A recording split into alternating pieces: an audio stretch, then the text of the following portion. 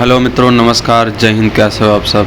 मैं विवेक Upadhyay UP police और SSC GD दोनों में सिलेक्टेड हूँ और आज मैं यूपी पुलिस कांस्टेबल के लिए जीएस के टॉप 1 लाइनर क्वेश्चंस लेकर के आया हूँ और आशा करता हूँ अगर आप इस सीरीज़ से जुड़े रहेंगे तो आप निश्चित ही एक बेहतर स्कोर करके आओगे।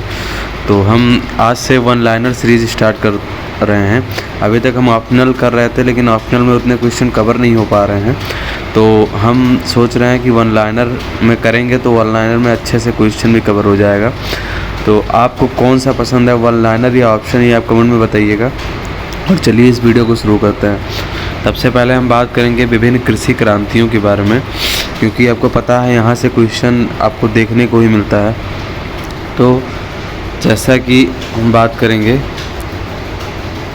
हरित क्रांति, तो हरित क्रांति जो है वो खाद्यान्न उत्पादन से संबंधित है और श्वेत क्रांति जो है वो दुग्ध उत्पादन से संबंधित है। नीली क्रांति जो है वो मत्स्य उत्पादन से संबंधित है और भूरी क्रांति जो है वो उर्वरक उत्पादन से संबंधित है। ये सारे क्वेश्चंस इंपॉर्टेंट है, आप इन्हें कॉपी में भी नोट कर सकते हैं।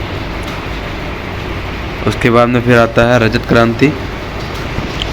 रजत क्रांति है अंडा उत्पादन से संबंधित है। पीली क्रांति जो है वो तिलहन उत्पादन से संबंधित है। कृष्ण क्रांति जो है वो बायोडीजल उत्पादन से संबंधित है।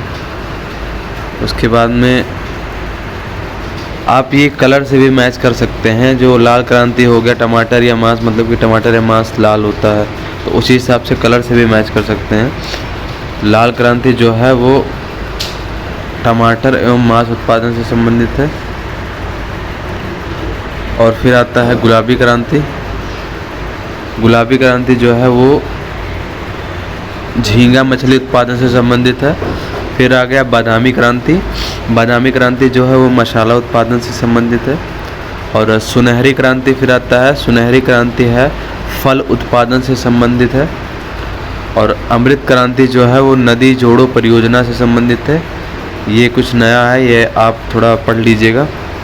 ये पेपर में वो गोल क्रांति वगैरह देखने को मिलता है, हरित क्रांति, लेकिन अमृत क्रांति भी पूछा जा सकता है, इसको भी आप अच्छे से पढ़ लीजिएगा। और फिर आता है गोल क्रांति। गोल क्रांति आलू उत्पादन संबंधित है, मतलब आलू गोल होता है, उसी प्रकार से हम गोल क्रांति समझ सकते हैं। फिर आता है स्वर्ण क्रांति। स्वर्ण क्रांति जो है वो बागवानी उत्पादन से संबंधित है। खाकी क्रांति। खाकी क्रांति जो है वो चमड़ा उत्पादन से संबंधित है। काली क्रांति जो है वो कच्चा तेल उत्पादन से संबंधित है। उसके बाद में फिर आता है बैंगनी क्रांति।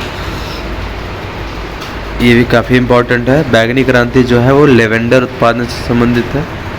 फिर आता है मीठी क्रांति। मीठी क्रांति जो है वो शहद उत्पादन से संबंधित है। फिर आता है रजत रेशा क्रांति। ये है कपास उत्पादन से संबंधित है।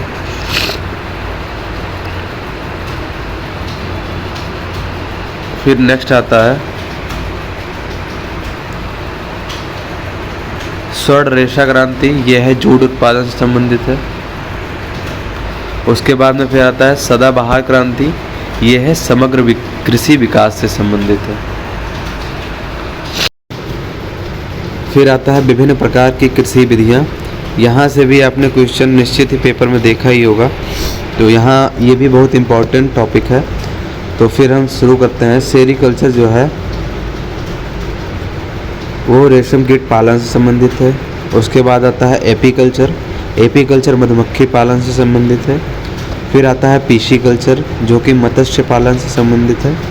फिर आता है फ्लोरिकल्चर जो कि फूलों के उत्पादन से संबंधित है। उसके बाद में आता है विटीकल्चर जो कि अंगूर की खेती से संबंधित है। उसके बाद में फिर आता है वर्मीकल्चर जो कि केचुआ पालन से संबंधित है। फिर आता है पोमोकल्चर, ये फलों के उत्पादन से संबंधित है। उसके बाद में आता है ओलेरीकल्चर जो कि सब्जियों के उत्पादन से संबंधित है। फिर आता है हॉर्टिकल्चर जो कि बागवानी उगाने से संबंधित है। उसके बाद एरोपोर्टिक, ये हवा में पौधों को उगाने से संबंधित है। उसके बाद में फिर आता है हाइड्रोपोनिक्स, ये जल में पौधों को उगाने से संबंधित है, मतलब मृदा रहित कृषि से कहते हैं हाइड्रोपोनिक्स को। ये पेपर के हिसाब से इम्पोर्टेंट है, इसे पढ़ लीजिएगा। उसके बाद में फिर आते हैं ऋतुओं के आधार पर फसलों का वर्गीकरण। ये आप कॉपी में नोट कर लीजिए जो भी आपको इम्पोर्टेंट लगे। तो चलिए हम रबी की फसल के बारे में चर्चा करते हैं। रबी की फसल जो है वो उसकी बुआई होती है अक्टूबर से नवंबर में, और इसकी कटाई जो होती है वो मार्च से अप्रैल में कटाई होती है। तो इसके जो निम्न फसलें हैं, मुख्य फसलें हैं, वो निम्न दिए गए हैं। पहले पे तो आता है गेहूँ, उसके बाद दूसरे नंबर पे जौ, फिर चना, उसके बाद मटर, फिर सरसों, आलू, राई, अलसी। तो ये आ गया रबी की फसल में गेहूँ, जौ, चना, मटर, सरसों, आलू, राई, अलसी। उसके बाद में फिर आता है खरीफ का फसल। खरीफ के फसल की बुआई होती है जून से जुलाई में, इसकी कटाई होती है नवंबर से दिसंबर में। ये भी पेपर में पूछ लिया जाता है कि इसकी बुआई और कटाई कब होती है।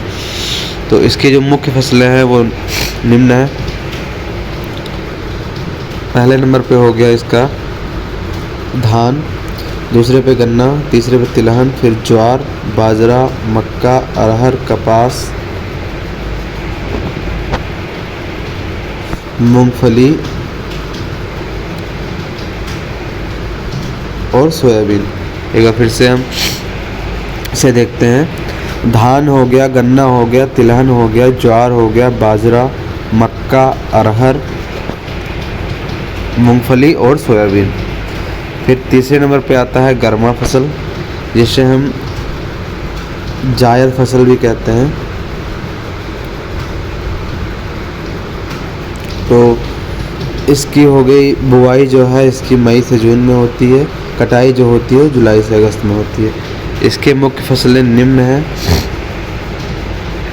पहले नंबर पे हो गया राई, दूसरे पे मक्का, तीसरे पे ज्वार, चौथे पे जूट, पांचवे पे मड़ुआ। फिर उसके बाद हम बात करते हैं भारत के कुछ प्रमुख कृषि अनुसंधान संस्थान। यहाँ से भी क्वेश्चन आपको निश्चित ही पेपर में देखने को मिलता है। तो चलिए ये भी शुरू करते हैं।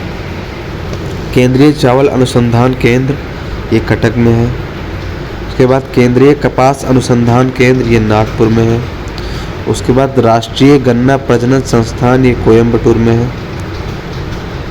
फिर आता है भारतीय गन्ना अनुसंधान केंद्र, लखनऊ।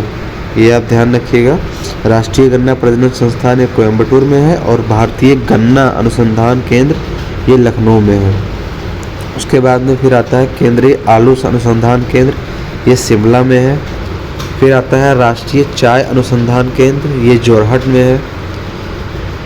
उसके बाद में फिर आता है राष्ट्रीय कॉफ़ी अनुसंधान केंद्र, ये चिकमंगलूर में है। उसके बाद राष्ट्रीय रबर अनुसंधान केंद्र, ये कोट्टायम में है। फिर केंद्रीय रेशम अनुसंधान केंद्र, ये मैसूर में है। फिर आता है राष्ट्रीय जूट अनुसंधान केंद्र, ये बैरकपुर में है। उसके बाद केंद्रीय तंबाकू अनुसंधान केंद्र, ये राजमुंदरी में है। फिर आता है केंद्रीय नारियल अनुसंधान केंद्र, ये कासरगोड में है। उसके बाद में आता है फिर भारतीय दलहन अनुसंधान संस्थान, ये कानपुर में है, यूपी के। उसके बाद आता है भारतीय तिलहन अनुसंधान संस्थान, ये हैदराबाद में है। जो भी यूपी का है वो काफ़ी इम्पोर्टेंट है अनुसंधान केंद्र, तो यूपी वाले को आप निश्चित ही अच्छे से पढ़ लीजिएगा। फिर आता है केंद्रीय उपोष्ण बागवानी संस्थान, ये बेंगलुरु में है। फिर आता है केंद्रीय कृषि मौसम विज्ञान केंद्र, ये पूना में है। उसके बाद में फिर आता है केंद्रीय मिट्टी एवं जल संरक्षण अनुसंधान केंद्र, ये देहरादून में है।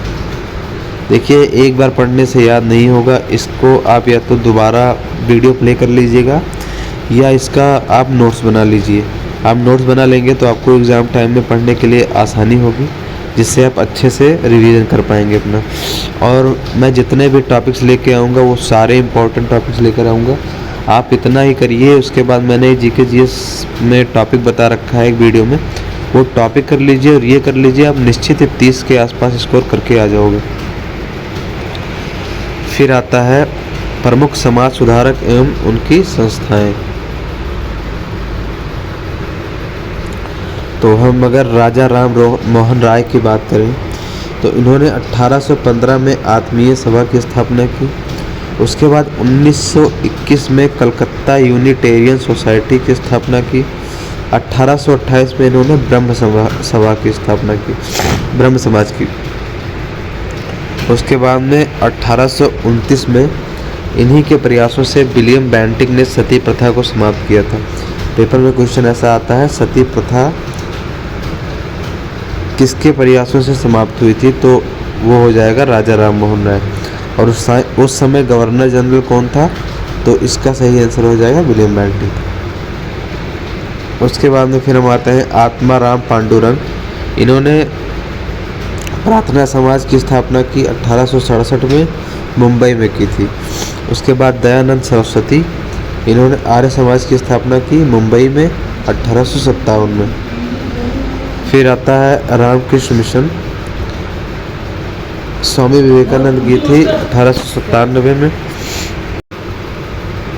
फिर अगर हम स्वामी विवेकानंद की पुस्तक की बात करें तो उसका पुस्तक का नाम है राजयोग, और इनका जन्म हुआ था 12 जनवरी को, जिसे हम युवा दिवस के रूप में मनाते हैं। उसके बाद में फिर 1893 में ये विश्व धर्म सम्मेलन शिकागो में इन्होंने भाग लिया था, स्वामी विवेकानंद ने। ये भी क्वेश्चन काफ़ी इम्पोर्टेंट है।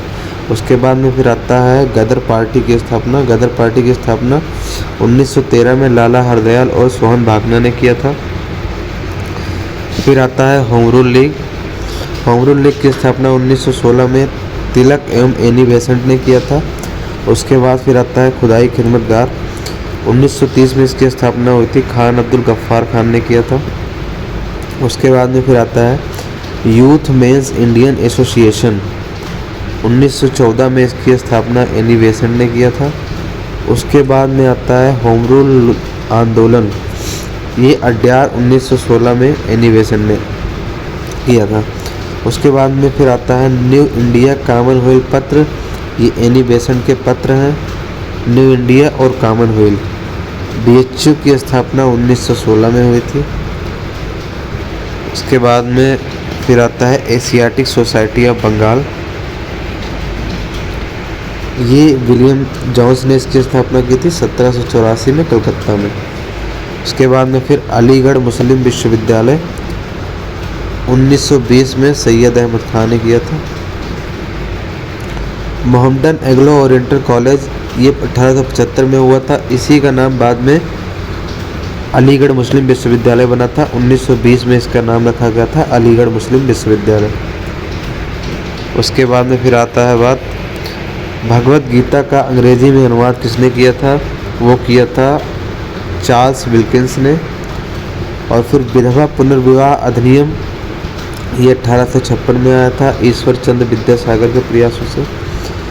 उसके बाद में फिर आता है द सर्वेंट ऑफ सोसाइटी, ये 1905 में गोपाल कृष्ण गोखले ने इसकी स्थापना की थी। फिर आता है आनंद वन, इसकी स्थापना की थी बाबा आमटे ने 1949 में महाराष्ट्र में।